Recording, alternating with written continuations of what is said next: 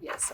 So I'll straight away dive into the first question, and it's deep. The first question itself is deep. And so I want to ask that in today's generation, and I think it's a fact, it has been a fact for a long time, that everyone genuinely, truly craves for pure, nourishing love in their lives.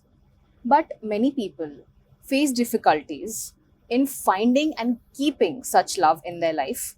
So, what do you think stops people primarily from experiencing deep, nourishing love that supports them and nurtures them?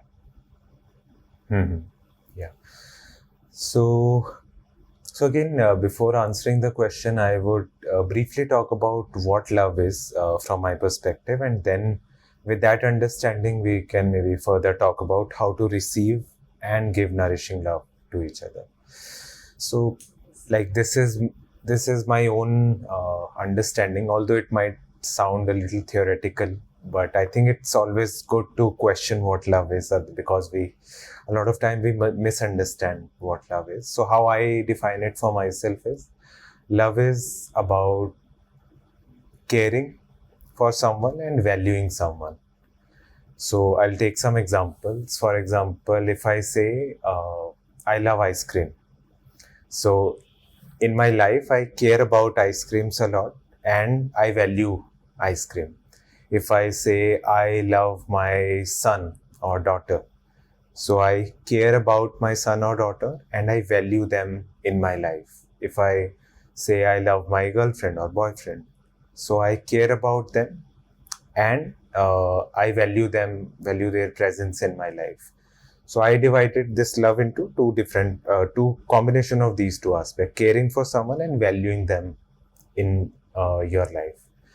Similarly, when we want to receive love, we want to be valued by someone and we want to be cared by someone. So this is my understanding of what love is. And now to answer your question, how to receive and give nourishing love.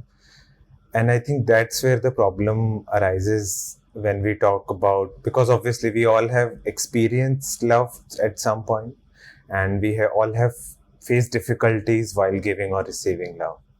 So mostly the problem, so basically if we remove the obstacles, then we will start to receive and give it in a like natural flow state. But the problem occurs mostly on two aspects, that it's a relationship between one individual I, another individual I, two unique personalities, and both the I's have needs, expectations, desire, which we want to be fulfilled by ourselves or by the other person. And the conflict happens and conflicts to a level are very natural to occur, because if two people have different needs at different point, then there will be conflict, and we would have to talk, discuss, and reach a common ground where both needs of both the individual eyes is met, which is where people start to fight. And sometimes they do not understand each other. They are just too occupied with their own needs that they are not able to see other person's perspective, and that's where the problem arises. And second, like if let's say a person decides that okay, my needs doesn't matter, which is a lot of time, especially in the spiritual aspect, people talk a lot about selflessness. So again, I would say, like slightly controversial statement, that selflessness is doesn't mean that you don't have to worry anything about your own needs. Unless and until your basic physical and emotional needs are not met, you cannot be selfless. Or rather, you might, if you become completely selfish, you might end up dying, because you have physical needs, eating, inhaling oxygen, sleeping, these are needs. Similarly, you have certain very fundamental emotional needs. Those must be met, otherwise this body and mind will disintegrate.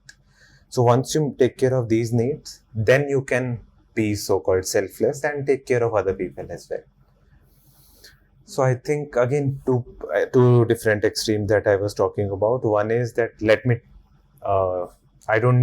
I just need to take care of your need because I love you. So if a person takes this approach, then they might suffocate their needs, and eventually resentment and anger would start to build up. And on the other hand, if the other person, when someone is only about themselves, then they might just say, it's all about my needs. I don't care about anyone else's. They will suffocate the other person in that case. So it's a very fine balance between figuring out how to take care of my needs as well as of the other person. Yeah. Okay, so we need to be aware about that and keep checking it in intervals that are both of us needs being met. Yes. And again, another point is that you will never reach a sustained balance forever. It will always be some up and down will keep on happening. And hence, some conflicts are always going to be there, no matter, even if people are, let's say, in relationship or married for 50 years, conflicts would still be there because there are so many factors in place. Something will go here and there, and you have to talk. You might end up fighting a bit, then you will reach mutual ground. So that's why it is, I heard somewhere that you should never take your relationship for granted. It will always go up and down. You always have to take care of it. Yeah, that's right. That's beautiful. And when you talked about the selflessness part, I think maybe in spirituality or not, I've heard this statement a lot that first fill your cup first. Like in aeroplanes, we see, like they say that put your oxygen mask first and then give it to someone else. That's very Absolutely. fundamental, I guess, here also. We should not forget that. If you just try to give someone love, I think it's not even possible because you can give someone only what you have within. And within, if you're filling yourself up with frustration, then you'll give that only, even if you want to try to give love to that other person. Mm-hmm. True. Yes. Okay, that's right. That's beautiful.